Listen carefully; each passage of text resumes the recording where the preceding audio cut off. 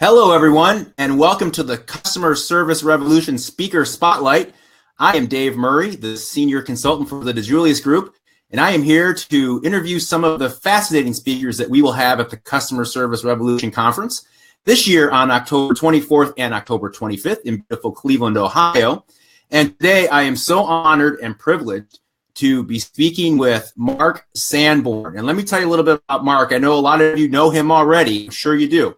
He is president of Sanborn Associates, where they are a leadership development firm. He has delivered over 2,600 presentations. That's a huge number. He has authored 8 books, including the international bestseller, The Fred Factor. Get that on screen right there. And he also has his latest book that is out, Potential Principle, a proven system for closing the gap between how good you are and how good you could be. That sounds fascinating. I have not picked that one up yet, Mark, and I'd really like to see that. I think I could use it. Well, Dave, it's good to be with you. It looks like we've got a battle of the bookshelves going on. I've got my office bookshelves behind me. You've got yours behind you. So it's good to be with you and talk about some ideas. Looking forward to being back in Cleveland this fall for the summit. As we were discussing before the call, I grew up about 50 miles east of Cleveland in Northeast Ohio and lived in Ohio for the first 21 years of my life. So I'm looking forward to the event for many reasons. Well, excellent. And we are looking forward to having you back here in sunny Cleveland. It's sunny today, maybe a little sunnier than where you are right now. Oddly, here in Denver, it's overcast, and we don't get many overcast days. Yeah, well, we stole one from you, I think, because we have some sun. Well, I'm thrilled you were able to join us today, Mark. I can't wait to see you on the stage at the Customer Service Revolution Conference. As we spoke before, I've seen you a few times at the National Speakers Association and have had the privilege of seeing you present before. I wanted to start off with a couple of questions for you about what you're going to be delivering, the message you'll be delivering to our attendees at the Customer Service Revolution Summit. And so the first question I have for you is, a lot of what you speak about is relating to taking personal responsibility. So I'm just curious, do you have a theory of how we kind of get off track when it comes to personal responsibility? And then how do you help people get back on track? You're right. The premise of the Fred Factor and then the sequel, Fred 2.0, is that everybody makes a difference, that there's no neutrality. And so for people to capitalize on that, it begins with awareness. A lot of people, I don't think, consciously consider the difference that they make. They think if they're not making a bad difference or a negative difference, or if they're doing no evil, that they're getting by. And perhaps they are, but in the marketplace today, not engaging with a customer, not supporting a colleague, that is not considered neutral. That's considered indifferent. And indifference, we know, is a primary, if not the number one killer of any business. I'd rather you argue with me. At least I know I've got your attention and some hope of getting resolution. But if you ignore me, if you don't engage with me, if you don't participate in the experience or the process, I have no other recourse but to assume you don't care. So I would say the first step is to make sure that people are aware of the difference they make. And that means spotlighting both the positive and the negative, is giving people feedback when they do things right so that they will understand the emotional impact that they had on a customer or a colleague. It's also about giving customers a chance to give feedback. If you get a phone call and someone on your team's done a terrific job, don't just say, hey, I'll be glad to pass that on. Thanks for calling. Connect them with that person, or get that person in your office so that they can see the emotional impact. As we share messages, the emotional impact gets diluted. And the final thing I'll say is this, anything you allow, you condone. And that's kind of an old management cliche, but it's true. And if you just allow people on your team to muddle by, at baseline performance, not choosing to make a positive difference each day, then they're going to think that that's approved. It's kind of like when you finally say, why aren't you making a positive difference? Their honest response is, I thought I was doing okay with what I was already doing.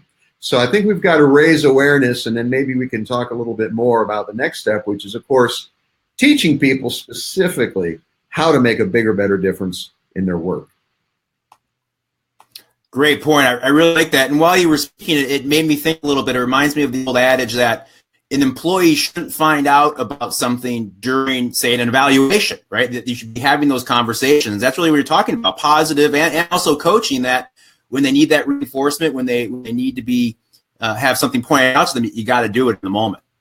Yeah, an evaluation should be a summary, not a surprise. A performance review shouldn't be a shocker.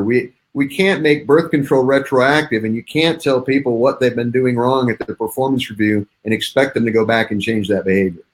Right. Excellent point. Now, the next question I have for you, you also focus a lot on building relationships. And what I wanted to ask you was, it seems these days more that organizations, through the use of technology, are trying to streamline things, and it's almost lessening the amount of time they have to have those interactions and build relationships. So I'm just curious, I have a two-part question. First, in your opinion, are relationships becoming more important or less important than they once were because of technology? And the second part is, how do you help people focus on building better relationships? Well, first, I think we need to make sure that our technology isn't devoid of humanity. You know, it doesn't have to be a binary choice. We can still keep the humanity in technology. And I think what's happened isn't that relationships are becoming less important or even necessarily more important, but they're becoming more difficult because of the technological interface and the limited time to create. I had a client ask me a really great question, and it caused me to think about what happens if you don't have an ongoing interaction or ongoing contact with a customer. Is there something besides a relationship that you can create? And there is. The answer is a connection.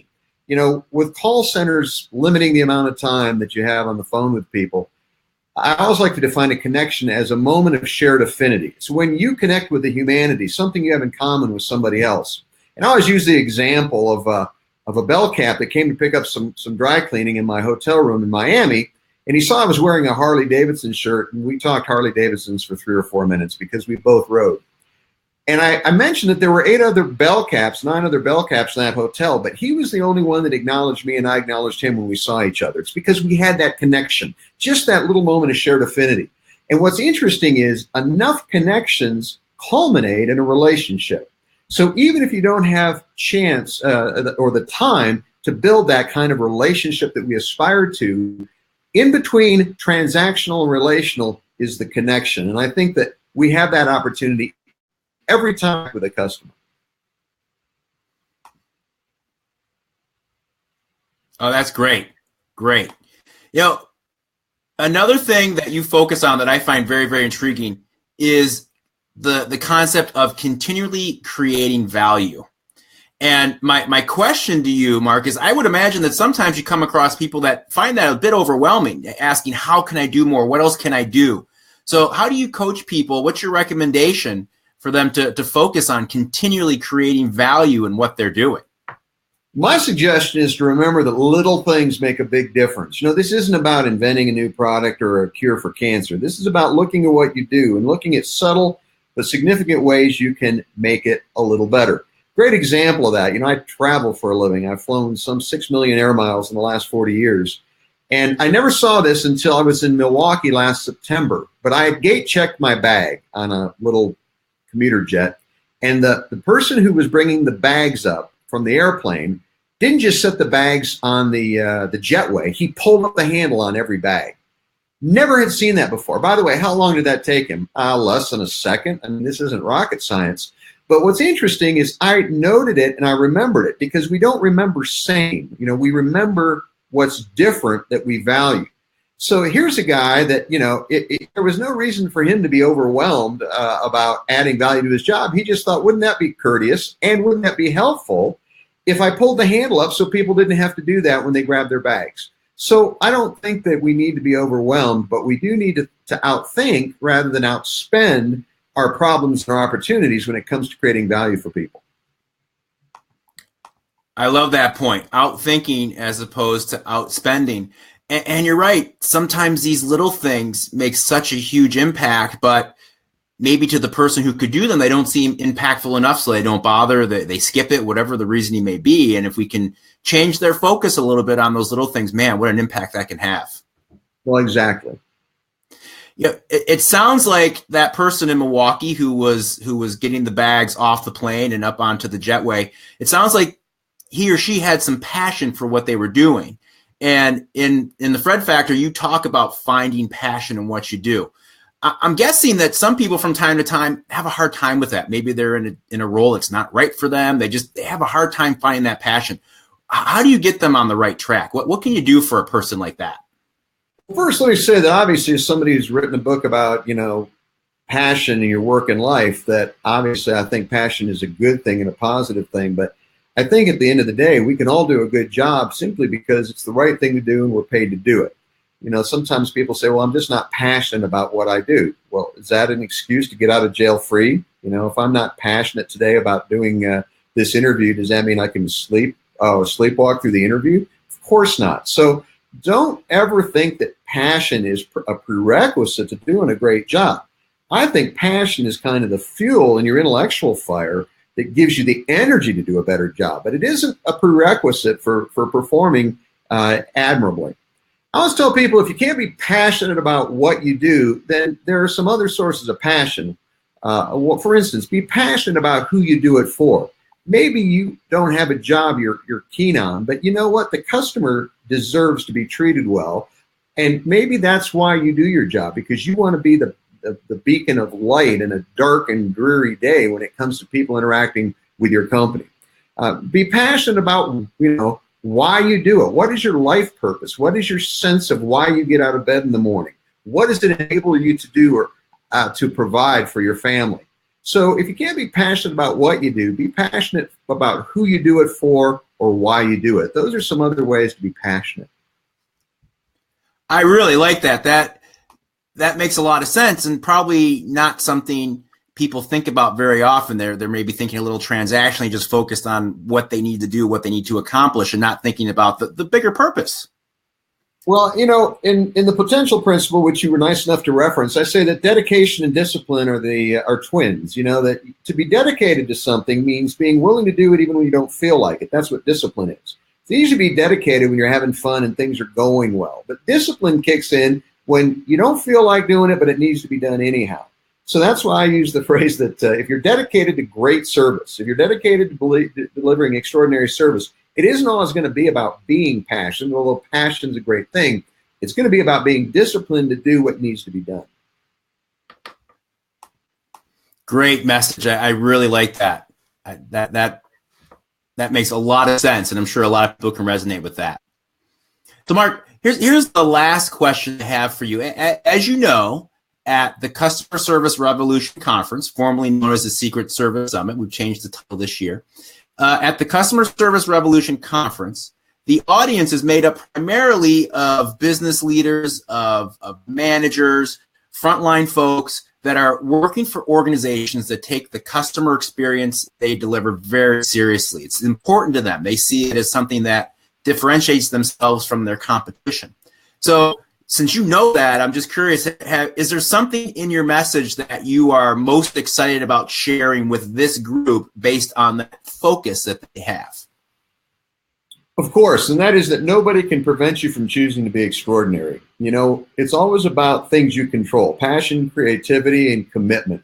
And so you may not have grown up in an environment where you were encouraged or rewarded. You might have even been discouraged for trying to do an extraordinary job.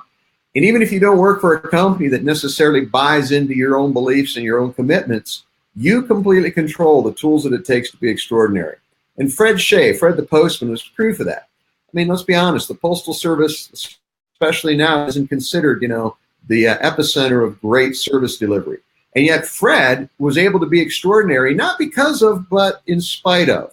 I'll talk a little bit about Fred's background and his childhood, and I think you'll be surprised at the kind of environment that Fred came from and what it was exactly that motivated him to be an extraordinary service deliverer. So if you're listening today and you want to take a message back to your team first, and even to your kids, that is that nobody can prevent you from choosing to be extraordinary. I love it. No one can prevent you from choosing to be extraordinary. What a great message, and a great place for us to end our interview today, because I'm sure after hearing that, a lot of people are really excited to see you at the Customer Service Revolution. I know I can't wait. it's going to be a great message. I love to hear you speak, and I'm really looking forward to it. Well, thank you. I look forward to seeing everyone in Cleveland. Great. Thank you. And so again, everyone, if you have not booked yet, the Customer Service Revolution Conference is October 24th and October 25th in Cleveland, Ohio. Mark, will you be making it out east when you're here at all to see some your old haunts, family, and friends? Oh, I hope so. If my schedule allows, that would certainly be on the list of priorities. Excellent. Well, we look forward to welcoming you home on October 24th and 25th.